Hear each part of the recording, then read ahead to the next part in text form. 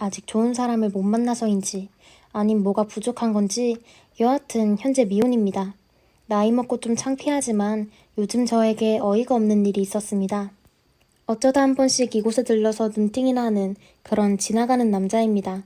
작년 가을쯤 어찌어찌 하다 보니 어느 여자를 만났습니다. 처음 딱 보면 이쁘다고 하지는 않지만 이 여자는 정말 시원하게 이쁘더군요. 감탄사가 절로 나오듯 저는 홀렸습니다. 남자란 어쩔 수 없는가 봅니다. 언젠가 TV에서 나오더군요. 남자는 10대부터 60대까지 여자 얘기만 나오면 모든 연령대 남자들이 모두 다 그 여자 이쁘냐? 그 남자들은 어찌됐든 좌우지간 여자는 이뻐야 한다는, 그건 좀 우습죠. 암튼 이 여자를 본 순간 전 나의 여자로 만들고 싶다는 생각이 들더군요. 그 생각이 아마 지금 현재 제가 이렇게 어이없고 슬픈 현실이 된 이유인지도 모르겠습니다. 서론이 너무 길었네요. 나머지 글도 길어질 텐데 그래도 끝까지 그저 어떠한 남자의 푸념이다 생각하시고 읽어주시면 감사하겠습니다. 암튼 전 이 여자를 내 여자로 만들기 위해 수단과 방법을 가리지 않고 동원해서 2달여 만에 제 여자로 만들었습니다. 참 어려웠지요. 6개월간을 만나면서 전 정말 행복했습니다. 뭐라고 표현을 해야 할까요? 세상을 다 가진 듯한 마음이었으니까요. 전 과거 만나던 그 어떤 여자들에게 하던 것보다 정말 잘하고 싶었고, 그래서 잘해주었고, 그녀도 저에게 잘해주었습니다. 저에게 마지막일 수밖에 없는 여자라고 생각할 정도였으니까요. 전 얘기하면 알만한 어느 한 기업에 다니고 있습니다. 그 여자는 옷가게에서 판매원으로 일하고 있었고요. 전 솔직히 나의 여자가 나의 수준에 맞는 직업에 해당하는 여자를 만나야 한다. 혹은 집안이 우리 집과 비슷해야 한다. 그런 사상을 가지고 있는 사람은 아닙니다. 그저 제가 사랑할 수 있고 죽을 때까지 내 여자다 할 수 있는 그런 상대라면 어떤 조건의 여자라도 좋다는 그런 주의입니다. 저는 부모님과 떨어져서 혼자 아파트에서 자취를 하고 있습니다. 저희 부모님은 타지에 계시고 남동생과 둘이 살고 있습니다. 우리는 연애하는 동안 저희 집에서 같이 살다시피 했습니다. 정말 행복했죠. 평생 느껴보지 못했던 행복한 생활을 느끼면서 좋았습니다. 이렇다 표현을 다하기 힘들 정도였으니까요. 같이 있다가 일어나면 전 출근 준비를 했고 자고 있는 애인에게 볼키스하며 다녀올게 오늘 하루 고생해 하며 저는 출근을 합니다. 애인은 오전 11시쯤 옷가게로 출근을 합니다. 전 평소 5시, 7시에서 8시 무렵 오면 퇴근을 하죠. 제 애인은 오전 11시쯤 한 가게에서 5시, 6시쯤 퇴근을 해서 다른 가게에 8시에 출근을 해 12시쯤 퇴근을 합니다. 흔히 말하는 투잡을 오전에 출근하는 가게는 제가 어딘지 알고 있습니다. 2번째 출근하는 가게는 제가 모릅니다. 이 2 가게가 사장이 같습니다. 제 애인이 어릴 때부터 알았던 언니가 사장이거든요. 근데 오전에 출근하는 가게는 직원들만 돌리는 가게라서 굳이 그 사장님이 거의 없지만 오후에 출근하는 가게에는 언니가 진짜 운영도 하고 같이 있으니 제가 잠시라도 찾아오면 눈치가 보여서 그냥 가르쳐주기 싫다고 그러더군요. 그 언니라는 사람을 봐서 알기도 했었고 그렇게 제 애인이 저에게 거짓말을 하는 그런 건 아니었기에 그럴 수도 있겠구나 하고 그냥 그 가게에 대해 궁금했지만 더 이상 알려고 하지 않았습니다. 아무튼 제가 보통 퇴근을 하고 운동을 하고 집에 와서 TV도 보고 뭐 하고 하다 보면 12시 정도 무렵에 제 애인이 그 2번째 가게에서 퇴근을 하고 저희 집으로 옵니다. 평일엔 그냥 저희 집으로 왔지요. 주말이면 주말이랍시고 놀러 다니고 회사에서 스트레스 받고 일하다가 운동으로도 풀리지 않은 그 스트레스가 저 애인 때문에 싹 사라질 정도였으니까요. 근데 언제부턴가 이상한 생각이 들더군요. 지금 생각해보면 하지 말아야 할 생각이었는지 아니면 조금이라도 빨리 생각해야 했던 건지 모르겠습니다만 그 2번째 가게가 정말 궁금해지는 겁니다. 어쩌다 한번 제 애인에게 물어보면 조금 신경질적으로 알려고 하지 말라고 했었기에 더욱 궁금해지더라고요. 저는 하지 말아야 할 일을 하였습니다. 어느 날 회사에서 일찍 퇴근을 하고 애인의 1번째 가게 앞으로 갔습니다. 정해진 시간에 애인이 퇴근을 하더군요. 전 길 건너 차 안에 앉아서 지켜보다가 애인의 퇴근길 뒤를 밟았습니다. 제 애인은 자가용이 있습니다. 뒤를 따라가는데 애인이 가는 곳은 본인 집으로 가더군요. 애인 집 앞에서 1시간가량 있으니까 애인이 나오더군요. 옷도 갈아입고 화장도 더 업그레이드 되어 있고 그때부터 이상한 생각이 들더군요. 그래도 꿋꿋이 따라갔습니다. 알만한 동네로 가는 차를 뒤따라가며 저 혼잣말로 제발 제발 했습니다. 도로가에 주차를 하려고 내리는데 이러다 놓치겠다 싶어서 저도 근처에 얼른 차를 대고 뒤쫓아갔습니다. 애인이 어디로 가는지 조용히 따라가다 들어가는 건물을 보고 저는 세상이 무너지는 듯 했습니다. 그 건물 1층이 커피숍이고 2층이 태국 안마, 3층이 유흥주점입니다. 엘리베이터를 타는 걸 보니 2층, 3층 중에 한 군데를 간다는 얘기밖에 안 되겠죠. 멀리서 지켜보다 보니 정확히 몇 층으로 가는 것까지는 보지 못했습니다. 순간 느낀 감정이지만 그냥 그 정도 확인했으면 됐지 더 보기가 싫어지더군요. 술도 안 먹었는데 어질어질하고 세상이 무너지는 듯해서 전 그냥 집으로 왔고 슈퍼에서 소주를 사들고 집에서 마시기 시작하였고 별의별 생각을 하게 되었습니다. 그동안 가끔 느낀 게 있었지만 이런 건 아니겠지 했는데 소주를 먹다 보니 12시 정도가 되었고 애인에게 전화가 오더군요. 오빠 집이야? 오빠 술 먹었구나. 어디서 먹었어? 밖에서 먹고 집에 온 거야? 그럼 나 우리 집 가서 잘래. 오빠 그냥 일찍 자. 참고로 제 애인은 제가 술을 먹었다고 하면 절대 저희 집에 오지 않았습니다. 왜냐하면 자기는 멀쩡한데 제가 술 먹었으면 그게 왠지 싫다 했거든요. 밤새 내내 혼자 수만 가지 생각을 했습니다. 분명 제 애인이었는데 아니야, 아닐 거야. 확인을 해봐야 해. 혼자 머리가 정말 복잡했어요. 그 뒤로 며칠 뒤 전 회사에서 도저히 안 되겠다 싶어서 제 친구를 불렀습니다. 혼자 갈 순 없고 누군가 데려가야 했는데 제 애인에 대해 아무것도 모르는 친구를 불렀습니다. 둘이서 간단히 소주 한 잔을 하고 제 친구에게 우리 좋은 데 가서 한잔하자고 한 후 그 문제의 건물 앞으로 갔습니다. 그 앞 도로에 제 애인의 차가 있더군요. 마침 태국 악마 거긴 아니라고 확신하고 먼저 4층으로 갔습니다. 유흥주점에 들어가니 나이 좀 먹은 듯한 여자가 나오더니 두 분이세요? 하는 겁니다. 우린 룸으로 안내받아 앉게 되었고 제가 그랬습니다. 여기 아가씨 있어요? 하고 물으니 지정 아가씨는 없고 불러야 된다네요. 속으로 여기는 아니겠군 하고 나왔고 3층 태국 안마 가게로 다시 발길을 돌렸고 들어가니 웨이터의 안내를 받고 다시 룸으로 들어갔습니다. 실장이라는 여자가 왔습니다. 심장이 벌렁거리더군요. 저는 또다시 아가씨 많아요? 라고 물으니 네, 몇 명 있으니 한번 보세요. 시간이 지나니 방문을 열고 여자 구두소리와 함께 아가씨가 한 명 한 명 들어오더군요. 근데 5번째 아가씨가 제 애인이었습니다. 막 들어서는 순간 제 애인은 저를 보고 바람처럼 도망가 버렸고 전 아무렇지 않은 척 전혀 못 본 척 제 친구의 눈을 피해 땅을 보고 있었습니다. 굳이 애인을 잡으려고 따라 나갈 수도 전화를 해볼 수도 아무것도 할 수 없었습니다. 제 친구는 아무것도 모르고 자기가 알아서 아가씨를 앉히고 술을 먹기 시작했습니다. 태어난 척 여느 때처럼 우리는 술을 마셨습니다. 저는 그날 죽지만 않을 만큼 술을 마신 것 같습니다. 제 기억엔 노래 부르다 술을 마시다 또 노래 부르다 술을 마시다 그런 반복의 기억밖에 나지 않습니다. 눈 뜨니 다음날 집이었고 엄청난 폭음에 회사에 출근을 할 수 없었고 하루 종일 괴로워서 살 수가 없었습니다. 휴대폰을 보니 제 애인은 저에게 전화 한 통 하지 않았고 그 순간 우리 이제 어떻게 되는 것일까 하는 생각이 들고 오만 가지 생각이 들더군요. 그날 늦은 시간 제가 애인에게 참지 못해 전화를 하였습니다. 전날 본 걸 모른 체 하려고 아무 말도 않고 평상시처럼 하려고 전화를 했습니다. 그런데 애인은 전화를 받지 않더군요. 그렇게 전화를 받지 않은 게 일주일째네요. 오늘은 수신 거부를 해놓았네요. 문자를 남기고 해도 답장 또한 없네요. 현재 저의 머릿속이 엄청 복잡합니다. 모르는 척도 할 수 없는 상황이 되어버렸고 그렇다고 연락이 돼서 무슨 대화를 하고 있는 것도 아니었고 그냥 넘어갈 수 있는 쉬운 문제도 아니고 정말 뭐가 뭔지 모르겠습니다. 정말 사랑했었고 지금도 사랑하고 간이며 쓸개라도 다 떼주며 잘해줬고 또한 저도 그만한 사랑을 받아왔었고 그런데 지금 이 현실을 어찌해야 할까요? 애인은 현재 저를 완전히 차단하고 피하고 있습니다. 저 또한 대화를 해볼 마음으로 연락은 하루에도 몇백 번을 하고 집 앞으로도 찾아가 봤지만 만나지 못했습니다. 뭘 어찌해야 할까요? 서로 부모님들도 몇 번씩 뵈었고 결혼 직전까지 갔는데 이런 현실이 저희에게 닥치고 말았습니다. 정말 미치고 환장하겠습니다. 이런 상황을 어떻게 해야 할까요? 안녕하세요. 저는 40대 후반 여자입니다. 최근 저희 시어머님과 겪었던 일에 대해서 적어보려 합니다. 그동안 혼자 소가리를 했었는데 다 알고 계셨어요. 저는 결혼한 지 이제 20년 되었습니다. 큰애가 이번에 대학 시험을 봤거든요. 근데 들어가지 못했어요. 그래도 건강하고 모난 구석 없이 잘 자랐습니다. 남편은 52살이고 차남입니다. 시댁에는 아들만 둘이라 아주버님이 한 분이 계시는데요. 해외에서 지내서 자주 왕래는 없어요. 이젠 어느 정도 적응하면서 지냅니다.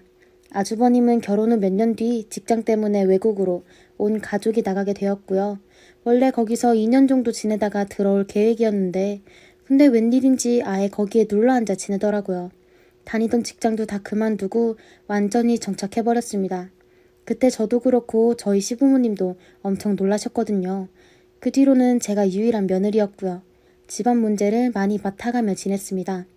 처음엔 엄청 스트레스를 받고 이렇게 살아야 할 필요가 있나 싶기도 했고요. 주변에서는 참 지질이 복도 없다고 맏며느리처럼 살면서 장남 대접은 한 번도 못 받는다고 했습니다. 근데 요즘 주변에서 다들 부러워합니다. 혼자서 이런저런 시댁 일들을 모두 다 맡아서 해야 하는 게 힘들기도 하고 짜증도 났지만 그것보다 더 힘들었던 건 바로 형님이었습니다.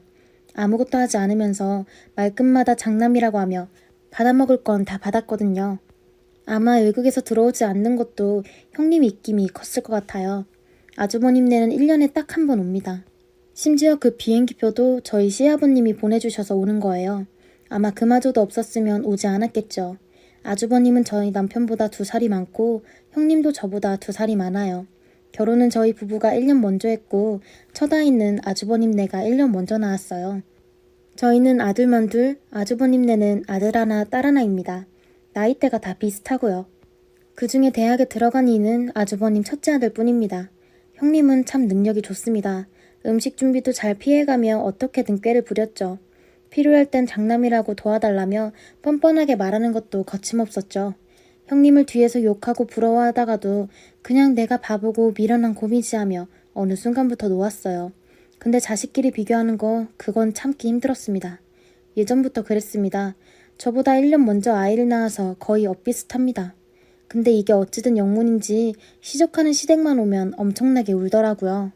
너무 시끄럽게 우는 바람에 형님은 늘 아이 옆에 붙어 있어야 했고요. 저만 혼자 주방에 남아 어머님과 아주 오붓하게 일을 해야만 했어요. 쉬고 싶어도 핑계가 없어서 저도 은근히 아이가 울어주길 기다리고 있었습니다. 슬쩍슬쩍 거실에 있는 아이를 보면서 엄마를 찾을까 싶었는데 아주 그냥 할아버지 무릎에 떡하니 앉아서는 TV 속으로 들어가려고 하더라고요. 저랑 눈도 마주치지 않고 세상 편안한 모습이었습니다.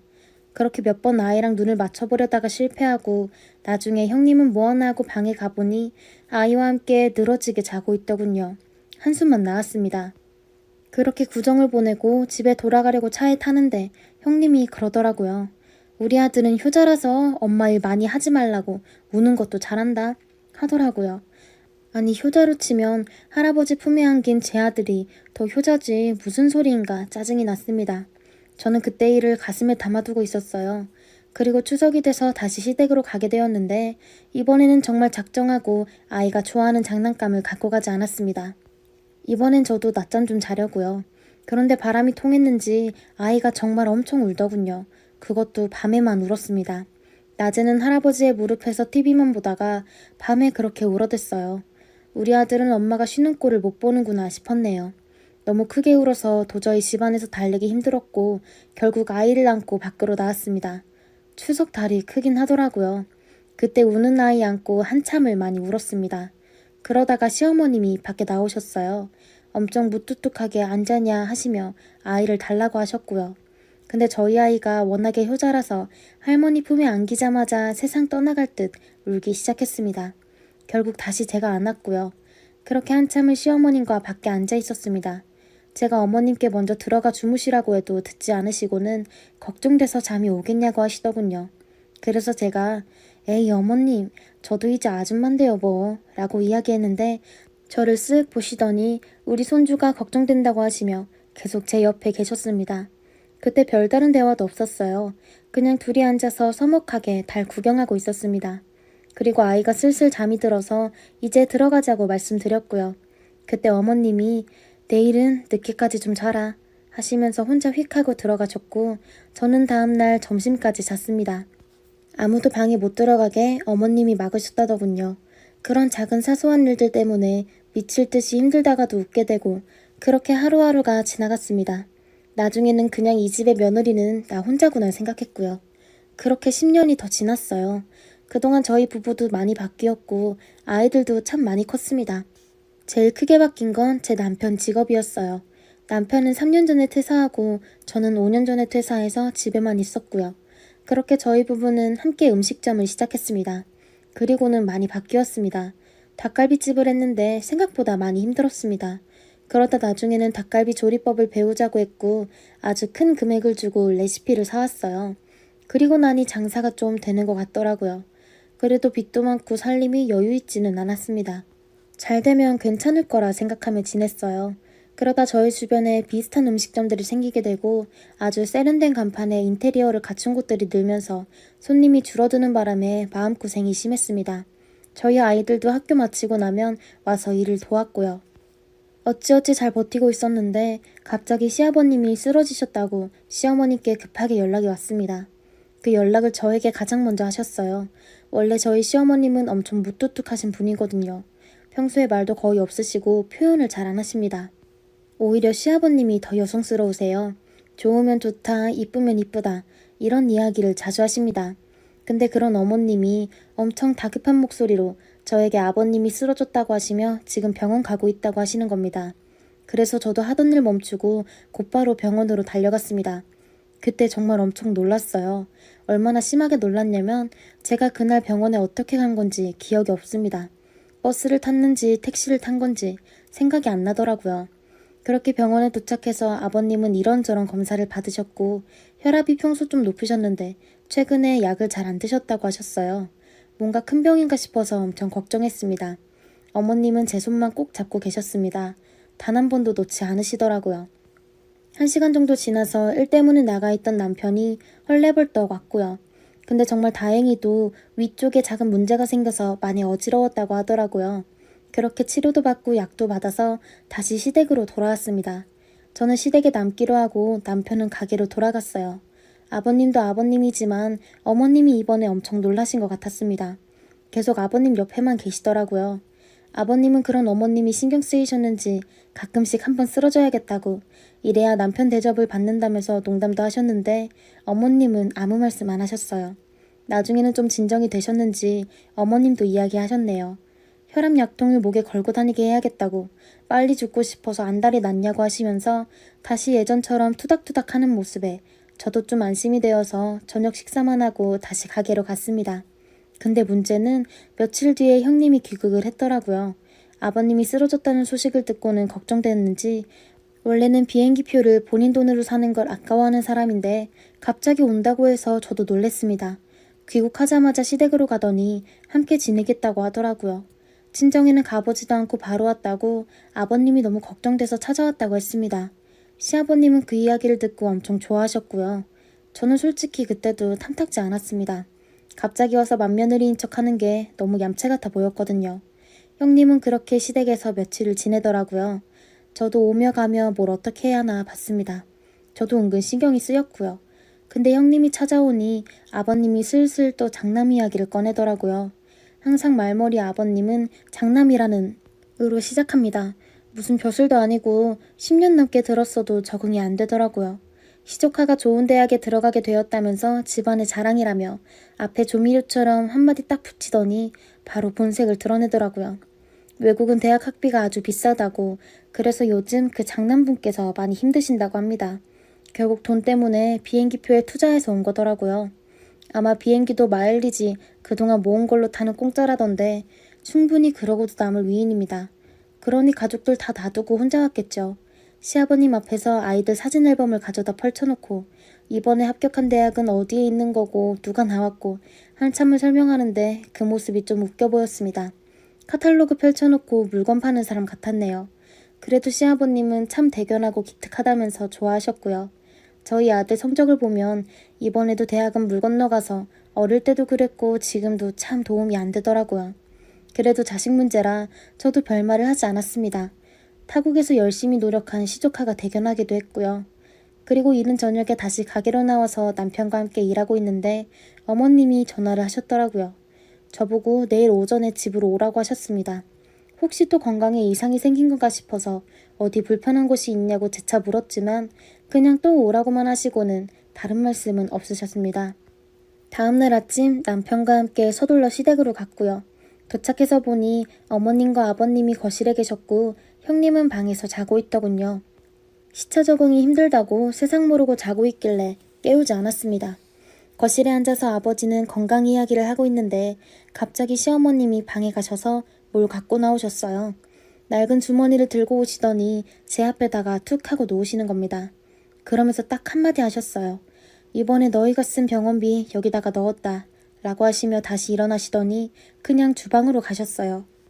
그래서 제가 병원비 얼마 안 나왔다고 괜찮다고 말씀드렸는데 어머님은 니들이 돈이 어딨냐고 받으라고 하셨어요. 어머님과 제가 돈 이야기로 실랑이를 벌이고 있는데 엄청 초롱초롱한 눈빛으로 형님이 나왔습니다. 나오자마자 그냥 곧바로 주머니부터 물어보더군요. 저도 안 받는다고 했고 어머님도 알아서 쓰라고 해서 주머니만 덩그러니 거실 테이블 위에 놓여 있었습니다. 그걸 형님이 나오자마자 집어들었고요. 주머니 속에는 통장이 들어있었어요. 형님은 통장을 보면서 무슨 병원비를 통장으로 주시냐고 그냥 계좌에 입금하시면 된다고 웃더군요. 그러면서 통장을 꺼내 열어보는데 그때 형님 눈알이 튀어나오는 줄 알았습니다. 입이 쩍 벌어진다는 말이 이때 필요한 건가 싶었네요. 엄청 놀라더라고요. 형님이 제일 처음에 한 소리가 어머님 이거 숫자를 잘못 보신 거 아니에요? 확인하신 거 맞아요? 하는 겁니다. 그래서 저도 그 통장을 받아봤어요. 저도 보자마자 엄청 놀랬네요. 병원비에 몇 배가 되는 액수가 적혀 있었거든요. 자그마치 1억이었습니다. 저도 얼떨떨해서 이게 무슨 상황인가 했고요. 어머님은 아무렇지도 않게 병원비 쓰고 남은 건 가게에 다 쓰라고 하셨고요. 그때 형님 눈알이 튀어나오다 못해 돌아가려고 하더군요. 저보고 가게를 새로 차리냐고 하면서 무슨 돈을 이렇게 많이 주냐고 그러면서 또 입버릇처럼 아니 어머님 지금 장남은 타국당에서 고생하는데 장남은 왜 챙겨주지 않으세요? 그냥 그 자리에서 대놓고 얘기하더라고요. 확실히 외국물을 많이 먹어서 그런지 본론부터 바로 이야기하는 것 같았습니다. 그러자 어머님이 소리를 확 지르셨어요. 장남은 무슨 장남 계속 핑계를 대. 데려오려면 장남을 데려오던가 하셨습니다. 그러자 형님은 지금 일이 바빠서 그런 건데 왜 이해를 못 해주시냐 라고 바로 따지더군요. 옆에서 저는 형님이 참 대단해 보였습니다. 아마 평생 살면서 소가리 같은 건 안 하고 살았을 것 같았네요. 그러자 시어머님이 갑자기 저를 가리키면서 이해는 무슨 이해를 하니? 작은 며느리 앞에서 지금 이해라는 소리가 나오냐? 라고 하셨습니다. 그러자 형님이 저를 쳐다보더라고요. 저보고 대뜸 자기 뒤에서 무슨 이야기를 했냐고 하자 시어머님이 또 저를 가리키며 작은 애가 뒤에서 욕을 한다고? 내가 70평생 살다 이렇게 답답한 곰탱이는 처음 보는데 누가 누굴 욕을 하냐? 오죽했으면 내가 내 손으로 통장을 쥐어주겠냐? 라고 하셨습니다. 어머님은 제가 지난 시간 동안 참아온 일들을 하나하나 제 앞에서 다 이야기하셨어요. 혼자 맏며느리 역할을 한다고 시부모 챙기러 왔다 갔다 한 일들 모두 다요. 저는 그때까지도 어머님이 전혀 모르신다고 생각하면서 좀 서운했었거든요. 그냥 내가 답답이라 내 팔자 내가 꼬며 산다고 생각했는데 모두 다 알고 계셨던 거예요. 그러다가 갑자기 눈물이 막 나더라고요. 제가 그동안 어머님께 감동받았던 작은 일들이 모두 다 진심으로 하신 행동이라는 걸 알게 되자 너무 북박쳤습니다. 그렇게 눈시울이 빨개지기 시작하자 어머님은 또 저를 가리키며 저 곰탱이 봐라. 돈 준다고 해도 받아먹지도 못하고 울고 앉아있다 하시더라고요. 아니 근데 곰탱이라는 말이 왜 그렇게 감동적인지 저는 그 말이 끝나자마자 주저앉아 목 놓아 울었습니다. 시어머님은 그래 이번에 실컷 울어라 하셨고요. 형님은 우는 저에게 다가와서는 아니 동서 왜 울어? 돈이 부족해서 우는 거야? 얼마나 큰 가게를 차리게 하더라고요. 저는 대꾸도 하지 않고 그냥 울었습니다. 그렇게 그날 저희 부부는 통장을 받아왔고 형님은 빈손으로 출국했습니다. 저희 가게는 어머니께 받은 돈으로 그 골목에서 가장 멋지게 꾸미려고 해요. 그날 이후로 어머님과 더욱더 편해져서 예전에는 겁나서 하지 못한 말들도 이젠 쉽게 합니다. 최근에는 어머님이 저에게 옷을 왜 그렇게 얇은 것만 입냐고 옷 사입을 돈이 없냐고 하셔서 제가 그 자리에서 당당하게 네 어머니 저 돈 없어요 라고 말했고 다음날 어머님께 돈봉투를 받아봤습니다. 저에게 돈봉투를 주시면서 이젠 돈 없다는 소리도 시아미한테 쉽게 하네 라고 하셔서 바로 제가 앞으로 자주 많이 주세요 라고 말했습니다. 다음 명절이 되면 아주버님네 식구들이 다 올 텐데 저희 아들은 대학을 못 가서 그게 좀 걱정이네요. 또 얼마나 자랑을 늘어놓고 그럴지 안 봐도 뻔하거든요. 그냥 저희 아들은 닭갈비집을 시키려고요. 아주 잘 먹습니다. 좋아하는 것이 재능이라는데 닭갈비 열심히 먹여서 나중에 가게나 물려주려고 마음 비웠습니다. 그래서 나중에 아버님이 시조카 학비 해주셔도 아무렇지 않아요. 어차피 못 갈 데야 그 돈으로 닭갈비집을 리모델링 했다고 생각하니 편하더라고요. 평생 답답이로 살면서 한심하다는 말도 들어봤지만 어머님은 다 알고 계셨습니다. 그래서 후회만 남을 뿐 지난 시간이 이젠 더 보람되고 소중하네요. 안녕하세요. 평소 보기만 하다가 기가 막히는 일이 생겨 글을 써봅니다. 저는 29살이고 1년 2개월 교제한 동갑 남자친구와 5월에 결혼 계획을 잡고 있었습니다. 예비 시부모님과는 상견례만 끝난 사이고 아직 서로 불편한 사이예요. 상견례 마치고 남자친구 통해서 계속 주말마다 집으로 놀러오라고 하시는데 솔직히 예비 시댁에 별다른 일도 없이 놀러가는 것보다 아직은 남자친구랑 밖에서 노는 게 더 좋아서 집으로 오라는 얘기를 많이 하셨는데 안 갔습니다. 그런데 남자친구 어머니께서 남자친구한테 토요일에 형님네 식구들이 예비 시댁에 오신다고 꼭 저희한테 인사하러 오라고 하시더라고요. 형님 내외와 긴 대화를 한 적이 없어서 이번에 조금 친해져야 싶기도 하고 간곡하게 이야기를 하시는 것 같아서 거절하지 않고 가게 되었습니다. 저도 처음으로 예비시댁 방문하는 거라 좀 떨리더라고요. 상견례 이후 처음 뵙는 거라 빈손으로 갈 수 없어서 한우 선물 세트 30만원짜리 준비하고 옷차림이나 외모도 신경 써서 가게 되었습니다. 점심시간이 약속 시간이었기에 솔직한 마음으로는 당연히 점심이 차려져 있을 줄 알았습니다. 근데 보통 그러지 않나요? 우리 집에 남자친구가 올 때마다 엄마가, 저희는 아버지가 돌아가셔서 홀어머니세요. 갈비찜, 잡채, 꽃게탕 등등 잔치 음식으로 한상 가득 차려주세요.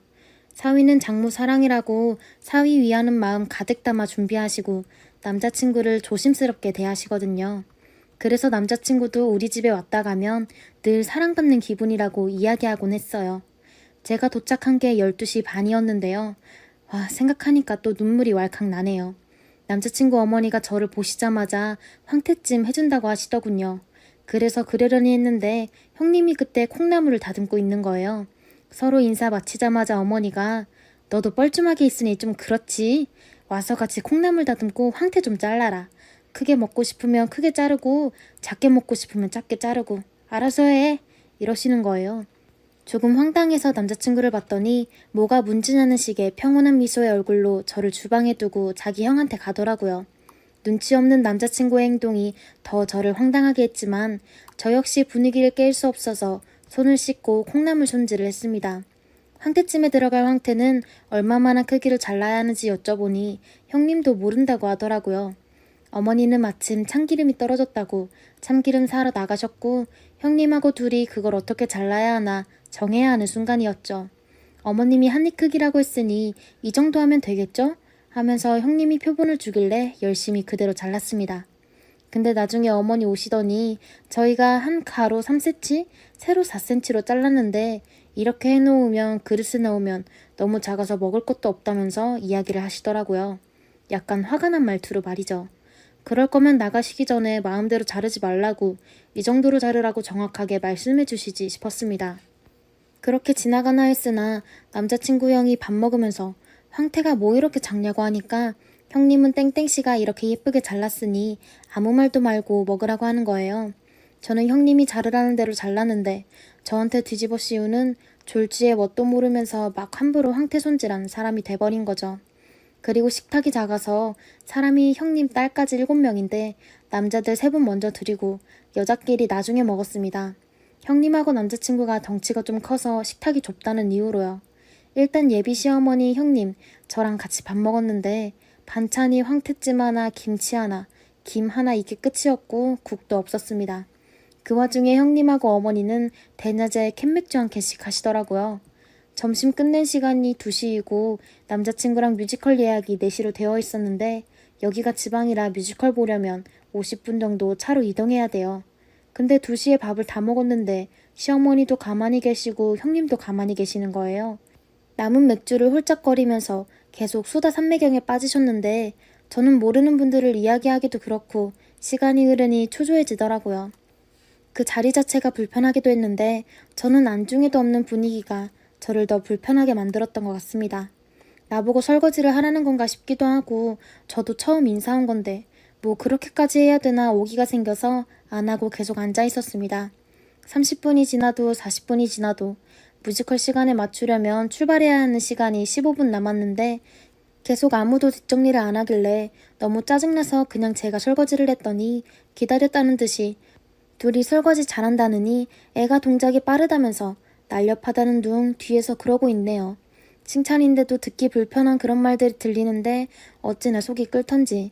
그러고 나서 볼 일이 있다고 남자친구하고 나오는데 어머니가 내일도 형님 있으니 또 점심 먹으러 와. 자주 봐야 정이 들지. 라고 하시더군요.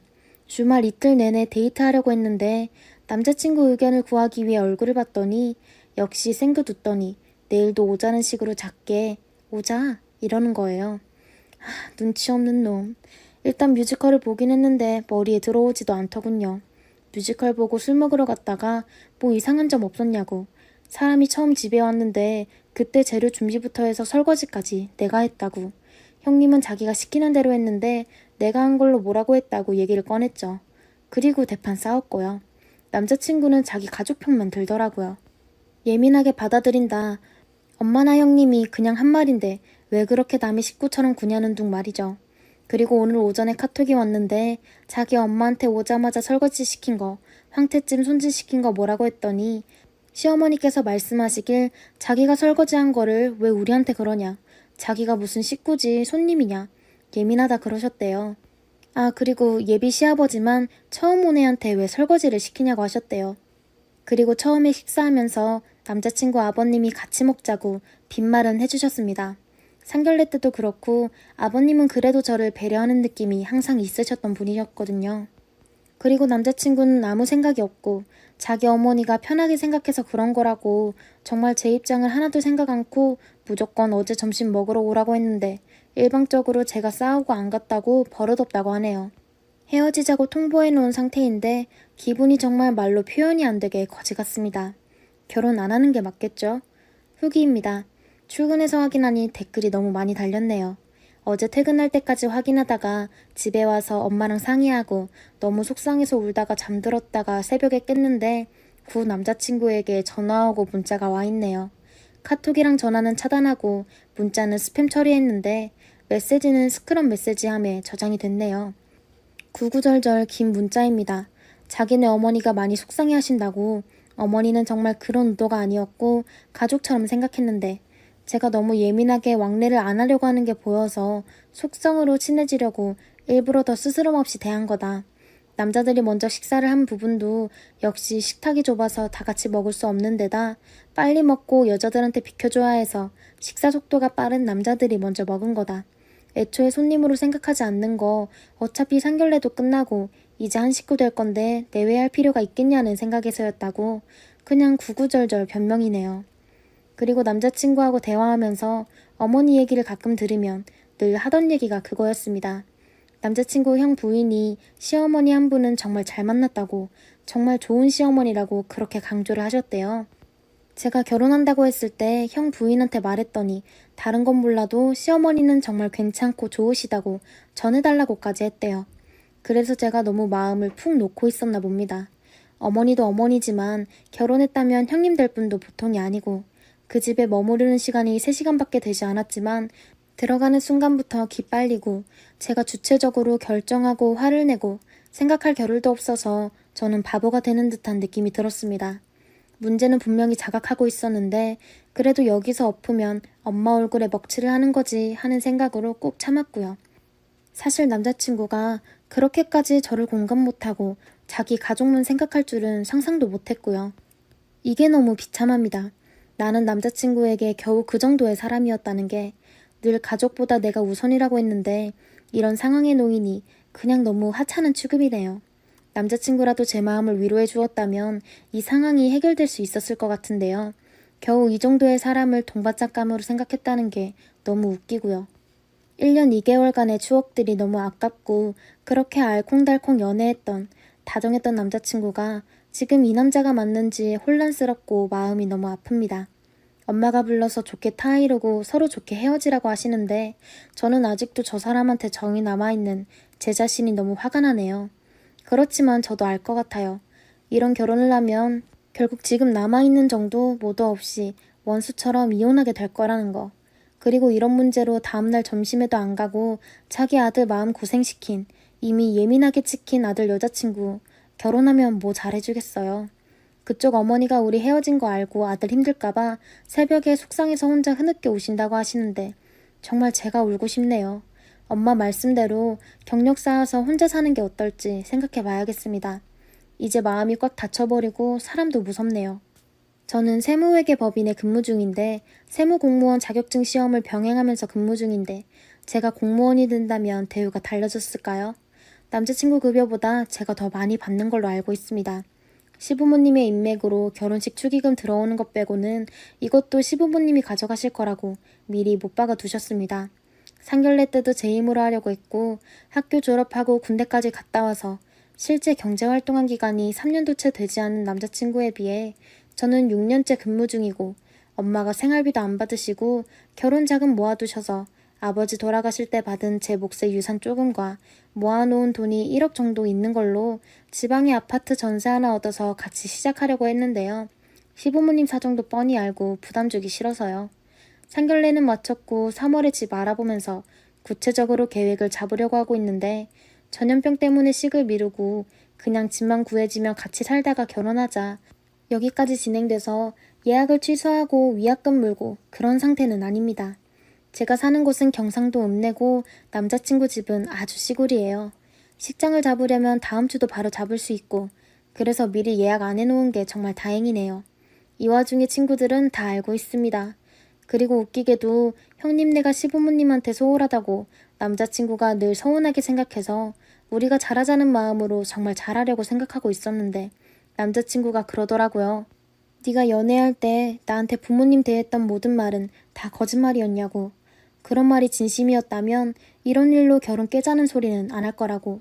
그리고 남자친구는 저랑 헤어지면 폐인 될 거고 정신병자 될 거라는 이런 소리를 해왔습니다. 그게 너무 저를 사랑해서라고 제멋대로 생각했었는데 지금 생각하면 이 사랑이 맞는 건가 싶네요. 진짜 사랑했다면 이런 일에 이렇게 공감을 못하고 저만 버릇없고 못 배워먹은 사람으로 몰아가진 않았겠죠. 엄마가 상견례까지 한 사이인데 끝을 내도 순서가 있다고 그쪽 어머니랑 만나신다고 하시는데 저는 그냥 이대로 다 끝내고 더는 신경 쓰고 싶지가 않습니다. 엄마 혼자 저 키우시느라 고생하셨는데 이런 걱정까지 드리다니 제가 너무 밉습니다. 당분간 많이 괴롭고 마음 아프겠지만 공부했다고 생각하고 극복하겠습니다. 얼굴도 모르는 저를 위해 같이 화내주시고 댓글 달아주신 많은 분 감사합니다. 남자친구는 제가 판하는 거 너무 싫어했어요.